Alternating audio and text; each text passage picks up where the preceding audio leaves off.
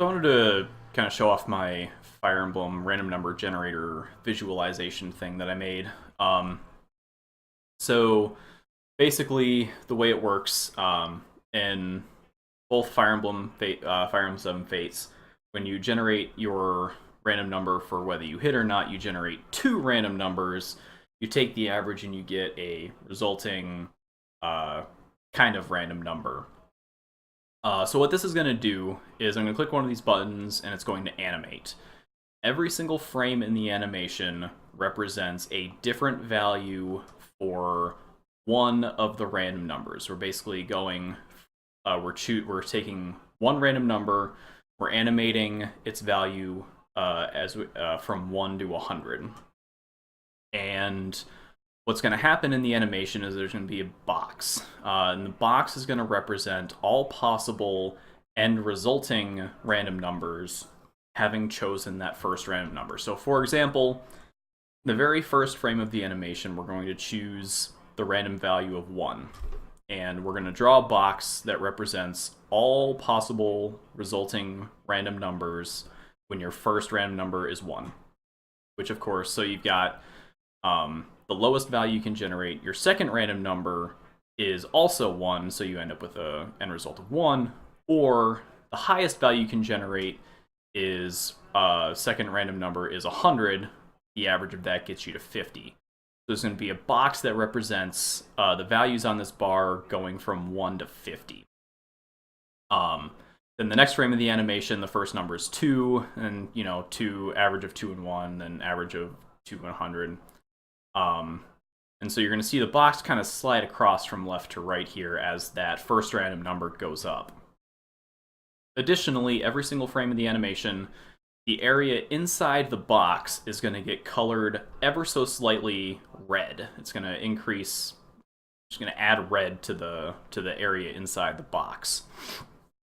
So at the end of the animation, basically, in kind of a slightly more mathy way, the end result is this box. This whole bar is going to show it's going to be like a heat map of all the different outcomes of all 10,000 possible rolls you can get when you're generating two numbers from 1 to 100. So basically, for FE7, it looks a little bit like, oh yeah, sorry. I'll explain the flickering in text, I guess. But at the end, you're getting something that looks like this. The box, the green box, as it slides across, never really left 50. So the area around here is very more intensely colored than the areas at the edges. And if you know the math around it, you know that in Fire Emblem 7, you are significantly more likely to get a 50 than you are any other number between 1 and 100 with its system.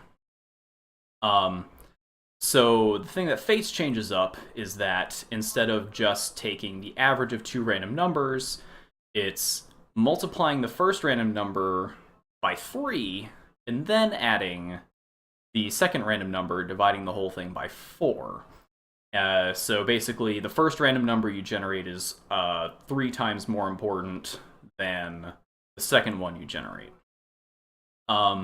So I was thinking, I had to think a lot on the math about that one to really understand where that was coming from, or kind of to help intuit the effect of that.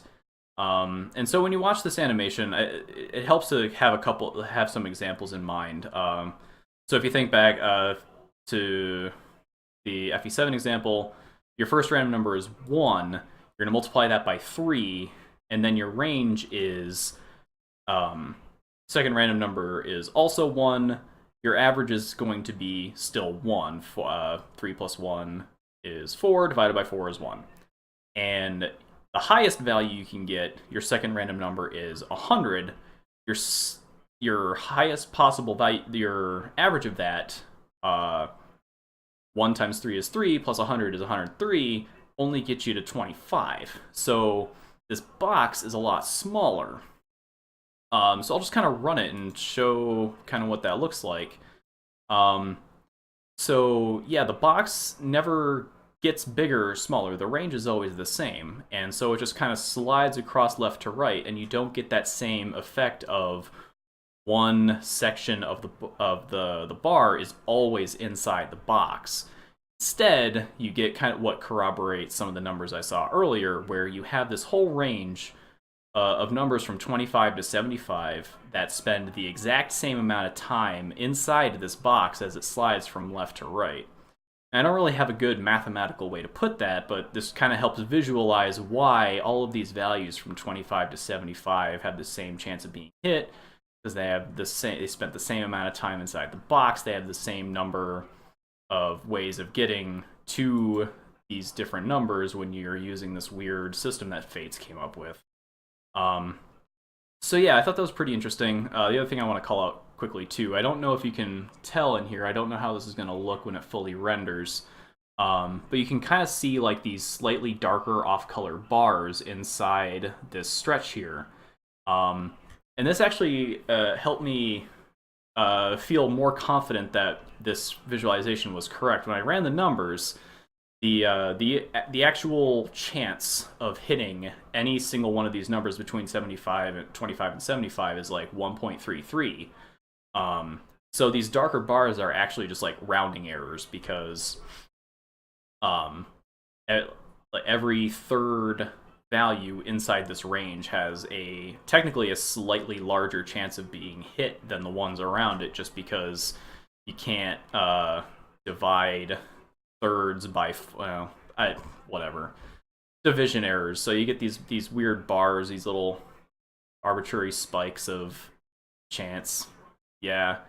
I can't talk anymore, but I thought this was pretty cool. It was kind of fun to write too. So yeah,